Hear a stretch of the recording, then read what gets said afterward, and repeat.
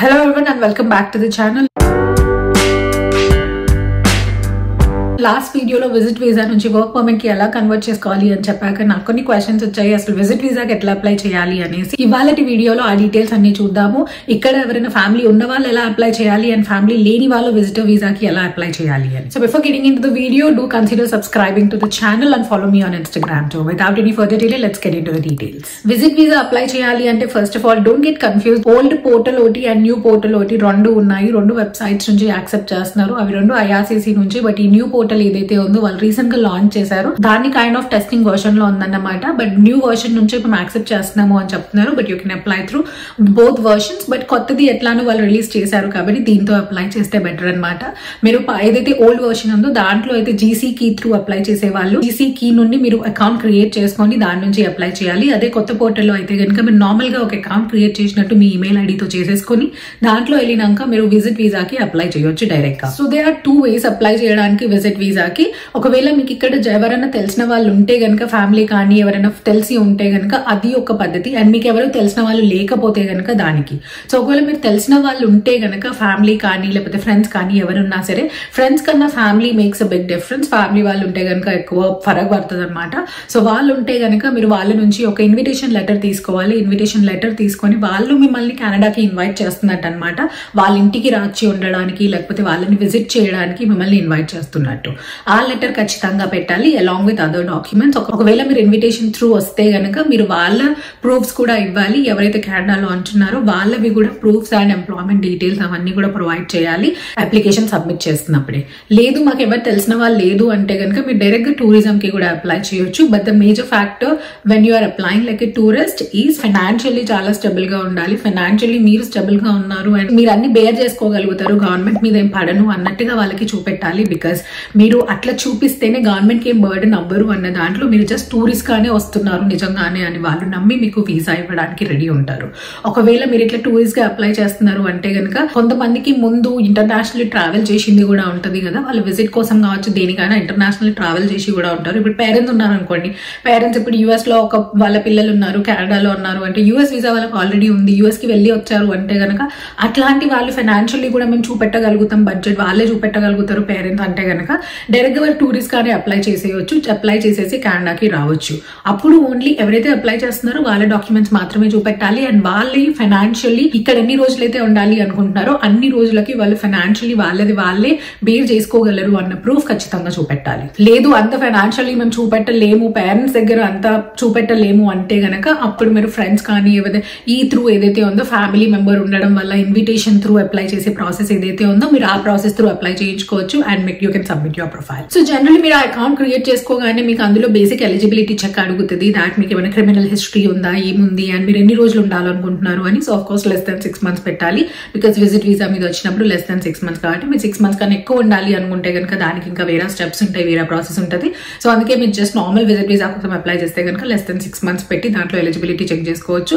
Of course మీరు basic profile అయితే కనుక మీకు ఆఫ్ కోర్స్ ఎలిజిబుల్ అని వస్తుంది. సో ఎలిజిబుల్ వచ్చాక మీరు మీ అప్లికేషన్ స్టార్ట్ చేయాలి. అండ్ ఒక్క అప్లికేషన్ లో మీరు ఎంతమంది నన్ను పెట్టొచ్చు. ఇప్పుడు మీరు పేరెంట్స్ కి అప్లై చేస్తుంటే కనుక మామ్ అండ్ డాడ్ ఇద్దరిది కూడా ఒకే అప్లికేషన్ లో సబ్మిట్ చేయొచ్చు. ఒకవేళ ప్రైమరీ అప్లికెంట్ ఉంచవచ్చు, దాంట్లో మదర్ ఆర్ ఫాదర్ ఎనీబడి ఉంచి మిగతా వాళ్ళని అనదర్ పర్సన్ ని డిపెండెంట్ గా పెట్టొచ్చు కో అప్లికెంట్ గా. సో ఇది ఈ main applicant and co applicant మీరు టూరిస్ట్ గా అప్లై చేసినా సరే ఓన్లీ డిఫరెన్స్ ఇస్ మీరు ఫైనాన్షియల్ ప్రూఫ్స్ ఎక్కడ చూపిస్తున్నారు అన్నది డిఫరెన్స్ ఉంటుంది. మీరు రెండు రకాలుగా ఎట్లా అప్లై చేస్తున్నారు అన్నది, అట్లనే మీరు ఎవరెవరు డాక్యుమెంట్స్ సబ్మిట్ చేస్తున్నారు అన్నది డిఫరెంట్ ఉంటుంది అంతే. మిగతా ప్రాసెస్ మొత్తం సేమ్. నేను డాక్యుమెంట్స్ లిస్ట్ చెప్తాను ఏమేమి అవసరం ఉంటాయి అన్నది, అవన్నీ కూడా అన్ని సేమ్ ఉంటాయి రెండు ప్రాసెస్ లో, రెండు వేస్ లో అప్లై చేసే వాళ్ళకి. సో మీరు బేసిక్ డీటెయిల్స్ అన్ని ఇవ్వాలి. దాంట్లో మీరు ఎక్కడ నుంచి ఉన్నారు, మీ ఎంప్లాయ్మెంట్ ఏంటి, మీరు లాస్ట్ 5 years నుంచి ఎక్కడెక్కడ స్టే చేశారు అవన్నీ డీటెయిల్స్ ఇవ్వాలి.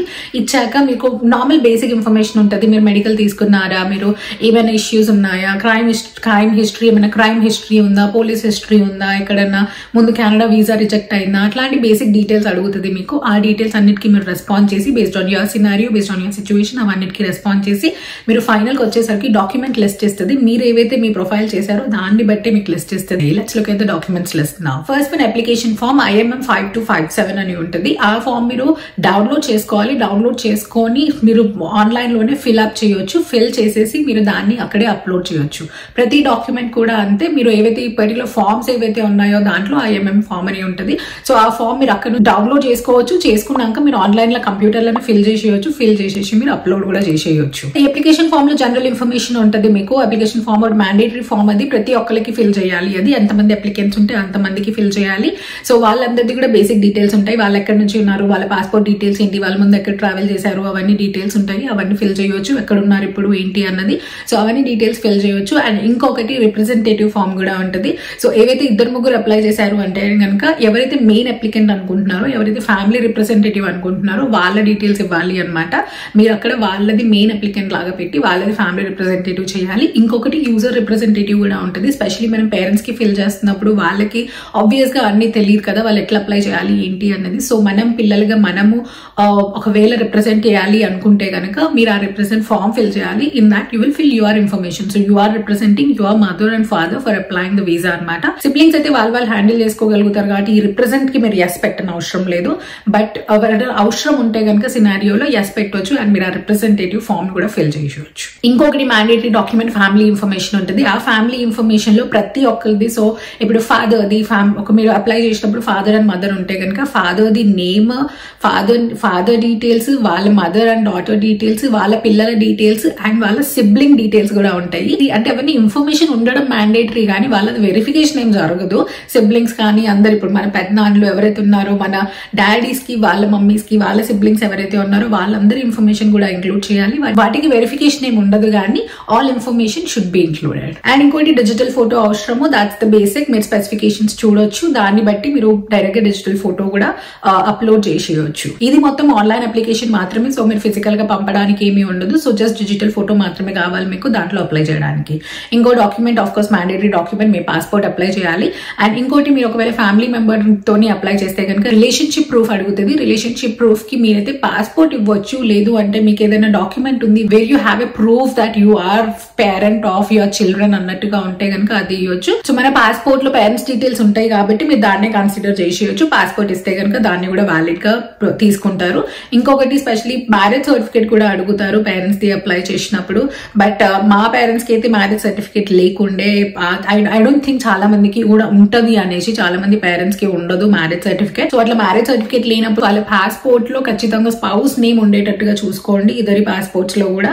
సో దట్ వాళ్ళ పాస్పోర్ట్స్ మీరు మ్యారేజ్ సర్టిఫికేట్ కి బదులుగా రిలేషన్షిప్ వాళ్ళ మ్యారేజ్ సర్టిఫికేట్ ప్రూఫ్ గా అప్లోడ్ చేయొచ్చు. ఒకవేళ వాళ్ళకి మ్యారేజ్ సర్టిఫికేట్ ఉంది అంటే కనుక ప్రాబ్లం లేదు. అండ్ అది కూడా ఇంగ్లీష్ లో ఉండాలి. ప్రతి డాక్యుమెంట్ ఏదైతే ఉందో ఒకవేళ తెలుగులో ఉంటే కనుక దాన్ని మీరు వ్యాలిడేట్ చేయాలి. కంప్లీట్ గా ఇంగ్లీష్ కి ట్రాన్స్లేట్ చేయించి మీరు ఇంగ్లీష్ లో ఉన్న డాక్యుమెంట్స్ మాత్రమే అప్లోడ్ చేయాలి.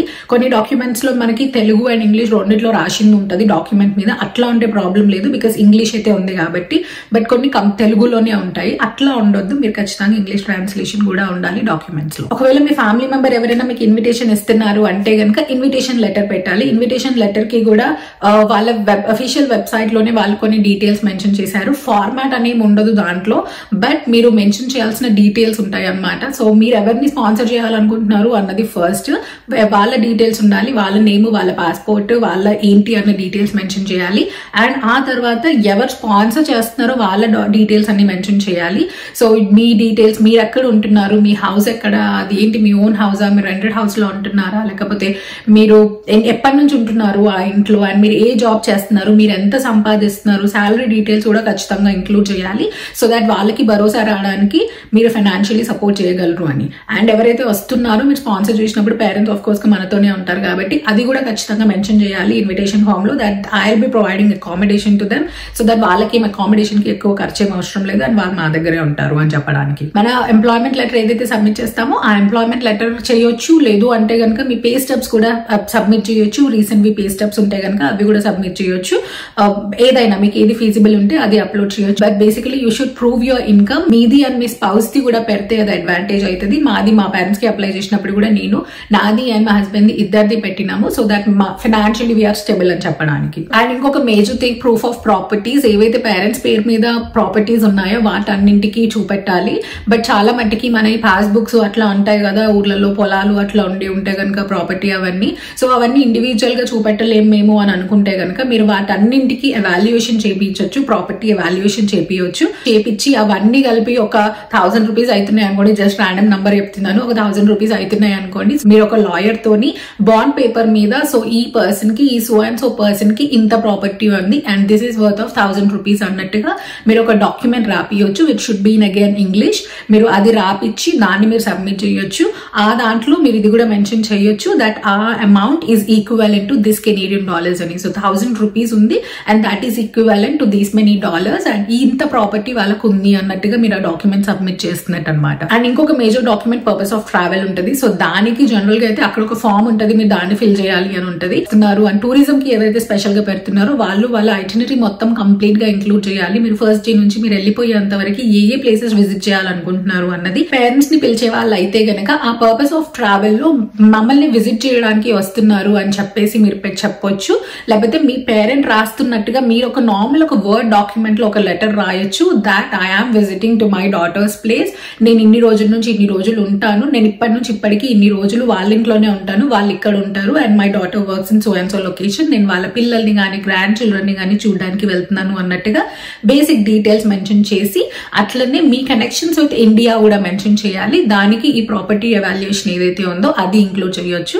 సో మీరు ఈ డాక్యుమెంట్స్ అన్ని ఒక దగ్గరికి మర్జ్ చేసి పెడితే బెటర్, సో దాట్ వాళ్ళు చూసుకున్నప్పుడు మీకు అన్ని ఒకటి కాగానే ఒకటి ఉంటాయి కాబట్టి వాళ్ళకి ఈజీ ఉంటుంది వెరిఫై చేయడానికి అండ్ వాళ్ళకి ఈజీ ఉంటే మనకి అప్రూవ్ అవ్వడానికి తొందరగా అయిపోతుంది. పాస్పోర్ట్ ఆప్షన్ దగ్గర నేను పాస్పోర్ట్ ఆల్రెడీ అప్లోడ్ చేసినాను, మళ్ళా కానీ రిలేషన్ ప్రూఫ్ దగ్గర నేను అప్లోడ్ చేయాలా అంటే yes you have to do.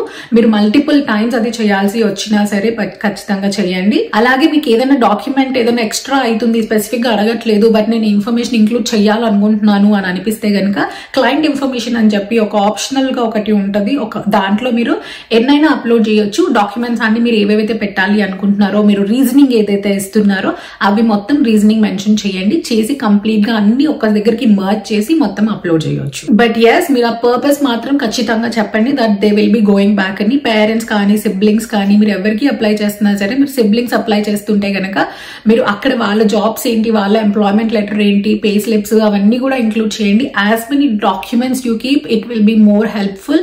అవసరం లేదు కదా అని అనుకునే దానికన్నా మీరు ఎక్కువ పెట్టడం బెటర్. మళ్ళా వాపస్ వచ్చి రిజెక్ట్ అయ్యి ఆ ప్రాబ్లమ్స్ అన్ని అయ్యే బదులు మీరు ఎన్ని ఎక్కువ డాక్యుమెంట్స్ ప్రొవైడ్ చేయగలిగితే అంత బెటర్ ఉంటుంది. These are the major documents which will be asked. అవన్నీ మీరు అప్లోడ్ చేశారు అంటే గనక సైజింగ్ ఉంటుంది, సైజింగ్ చూసుకొని మీరు అప్లై చేయొచ్చు డాక్యుమెంట్ సైజ్ ఎంత ఉండాలి అని. సో మీరు వన్స్ అప్లోడ్ చేశారు అంటే కనుక సబ్మిట్ చేయడమే. సబ్మిట్ చేయగానే మీకు పేమెంట్ డీటెయిల్స్ అడుగుతుంది. పర్ పర్సన్ $100 ఉంటుంది. పర్ అప్లికెంట్ ఎంతమంది ఉంటే అన్ని హండ్రెడ్స్ మీరు పే చేయాలి.